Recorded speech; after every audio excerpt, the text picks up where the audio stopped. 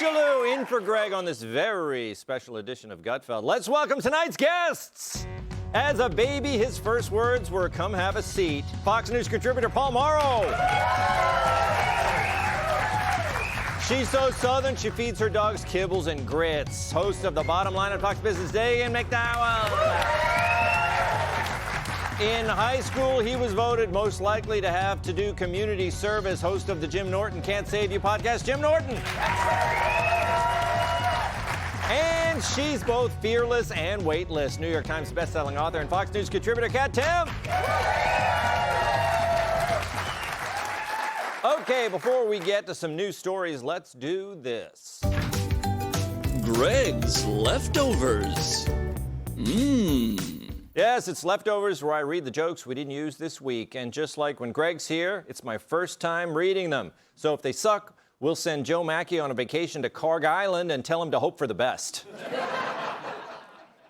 A man in Kansas City had to be rescued after falling into a porta potty while trying to retrieve a bottle of Mountain Dew. RFK Jr. commented on the story saying, "Mountain Dew is not a healthy choice." Yesterday was World Snake Day, so I hope everyone gives a special shout out to Adam Schiff. Ooh, Adam. To lessen the strain on Vermont's power grid, customers are being asked to cut back on using air conditioners. Bernie Sanders agreed, although he thought they said hair conditioner. Paul Pelosi has received at least 8 driving citations in the last decade since his recent hit and run, including speeding, going through red lights, DUI, and driving down a one-way street. His excuse? He says he was rushing to get in his stock trades under the wire. Good excuse. A resurfaced summary of Gone with the Wind on Netflix describes the film as racist and tells subscribers to look into Black Lives Matter, which is odd because the only thing they have in common is they both tried to burn down Atlanta. Okay. That's great. A man running for Congress as a write-in candidate claimed there is no doubt Trump is the Antichrist. Trump denied the claim, saying, "I'm not Satan. I know Satan. I sold him an apartment on Fifth Avenue." Very wealthy guy, highly overrated, terrible shoes. Wow. 7-Eleven just announced plans to close 645 stores. Meanwhile, eBay and Facebook Marketplace are announcing great deals on dirty microwaves. And finally, despite reducing the number of shows he makes and laying off staff, it's estimated that Howard Stern still makes $8,000 a minute, which, if you do the math, makes him the second most overpaid guy in broadcasting. Yeah. So, apparently the Democratic National Committee is asking some of its officers to sign non-disclosure agreements. According to Axios, the website, not Greg's Greek masseuse, the NDAs come as the DNC deals with financial problems and internal turmoil, which makes sense because you never need to stop people from disclosing good news. Hey, everybody, our company's doing great. Just don't tell anyone. Our stock might go up. Asking them to sign an NDA before the meeting even begins, that's like making a girl sign a prenup before you ask her on a date. According to their latest filings, they've got $15 million on hand, but $18 million in debt. Sources say most of it came from agreeing to pick up Kamala's bar tab. Meanwhile, the RNC has $125 million on hand and no debt. So the Democrats have entered their corporate crisis era. Emergency meetings, consultants, and culture audits. It's like the Titanic with Bruce Springsteen playing on the deck. And if you look around, you can see why. One of their highest profile senators, John Fetterman, is openly warning he could leave the party if it becomes the anti-Israel party. I believe that the Democratic Party is going to become more anti-Israel. As long as we continue to do that, you make that official. You make that part of our platform. That's my red line in the Democratic Party. I think this guy has finally seen the light, even though he looks like he lives under a bridge.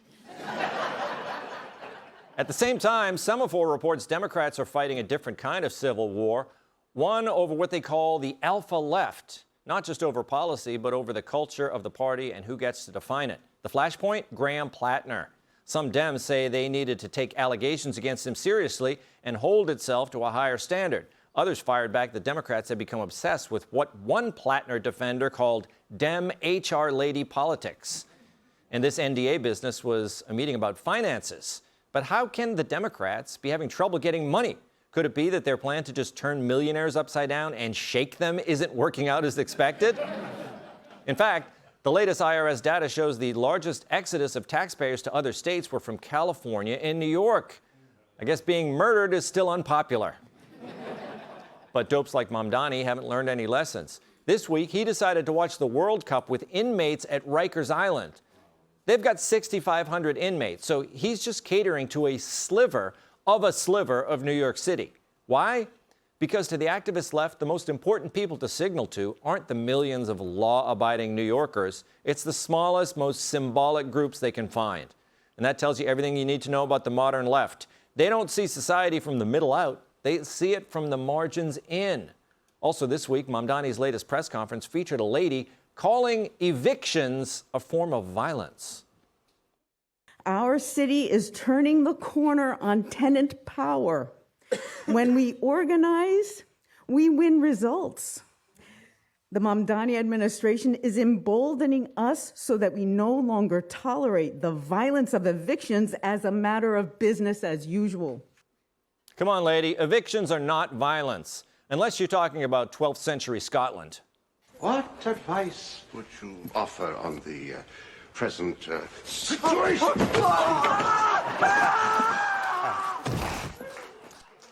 They took them seriously back then. Of course, calling evictions violence is the kind of language that makes activists cheer and Democratic strategists reach for the Mylanta, because they look at stories like that and they think this is exactly what swing voters see when they hear the word Democrat. The activist wing thinks the party's too moderate. The strategists think it's too weird. And James Carville is just hungry for more flies. So Democrats have problems that can't be solved in a staff meeting, which brings us back to the NDA. What are they afraid people will reveal? That morale is bad and they can't raise money? We know. We've been watching it happen live.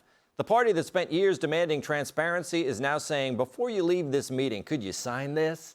Maybe the NDA isn't the problem, it's the symptom. Because when your biggest secret is that everybody knows you're a mess, the NDA is already too late.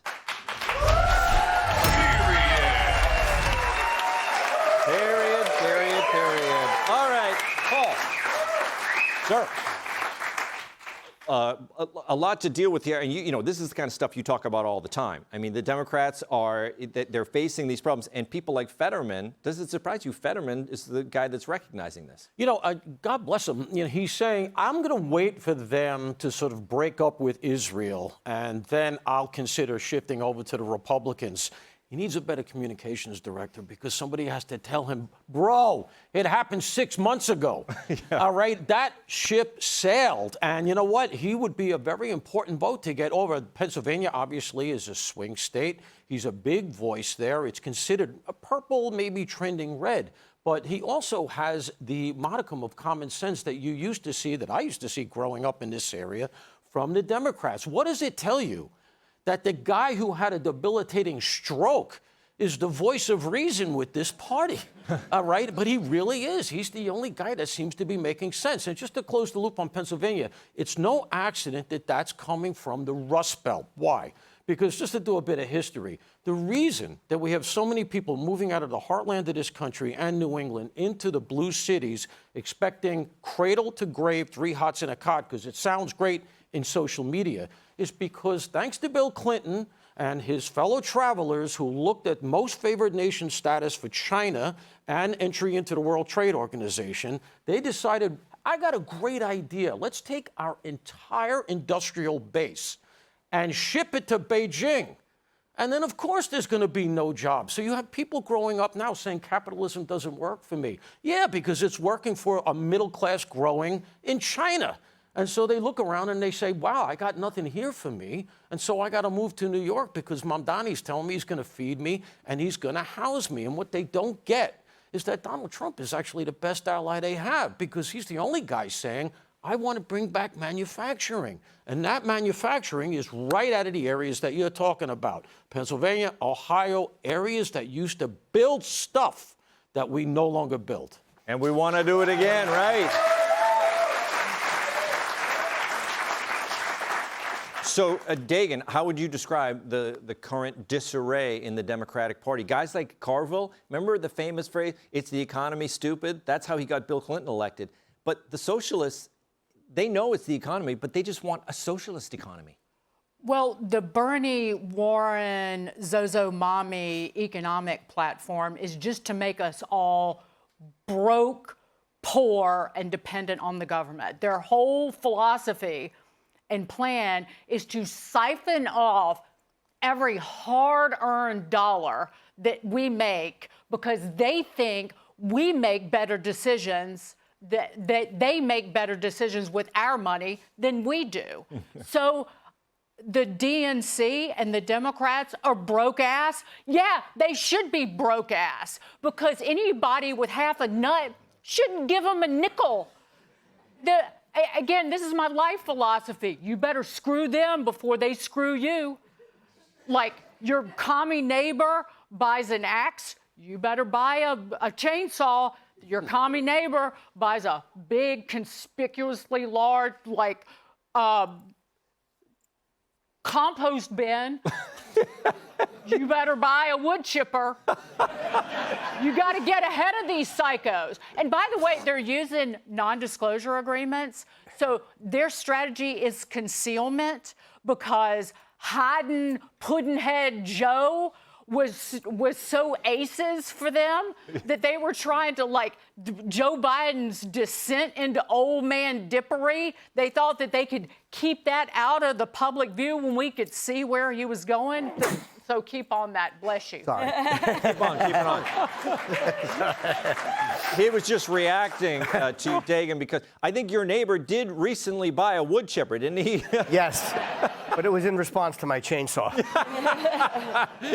Those were great examples, by the way. Really violent. They were real world. So why are they in such disarray? I mean, you were surprised that Fetterman was partying with people in jail. I mean, don't they realize, who did I just say? Fetterman or Mamdani? I'm sorry, Mamdani. I said Fetterman. I got the right. Mamdani we went to Rikers Island. Yeah. New Yorkers want to be protected from criminals, don't they? Why is he hanging out in jails? First of all, that was an understandable mistake because Fetterman looks like a guy who's been locked up. I love this guy, but every time you see him, he looks like he's just getting out explaining why he drunk drove into a bus. Mamdani's just it's like any other radical thinker. They're idiots. His smile is so uncomfortable. Like watching that woman who was dressed like the Invisible Man make that stupid speech while Sia Weaver kind of stood there and just thought, white people are bad, white people are bad. And then looking at his dumb, cheesy smile, just what an uncomfortable group of people. What are the pins on her hat saying? That is annoying me so much. Yeah. What are you, a Fuddruckers waitress? Ugh. Yes. It's true. It's true. Well, far be it for us to give advice to the Democratic Party, but where are they going to go from here? They invited these socialists in, Kat, and like I always say, they invited them to the party. They took over the party. It's theirs now. Yeah, absolutely. And, they're saying stuff like eviction is violence, which I don't understand. And of course, guys, of course she was wearing a mask. Of course she was wearing a full mask, up to here, even though no one is breathing anywhere near her, right? She just wants everyone to know. But then at the same time, the more I think about it, if I was saying dumb like that, I might want to hide my face too. Yeah. Are they wearing masks now? This week, there's been a lot of masks. Is it because of the wildfires? Okay, for some people, maybe, but I also think that for some people, they wear masks just as a signifier that, I'm one of the good ones. Because you'll see people at an airport, for an example, wearing a mask as they're walking around, but then if you take it off and you eat a meal or you eat a snack on the plane, it's like the germs have time to get in. So Plenty. To me, you know, or if like no judgment, but if you take your mask off to drink alcohol. Yeah. Just no mask, okay? If you're gonna booze it up on the plane, no judgment, as you should, go for it. But don't be like, I'm the pinnacle of health, look how much I care, and then order a double Jack on the rocks. Yeah, right. Be sure to like and subscribe for all the Fox News latest on YouTube and catch full shows streaming now on Fox One.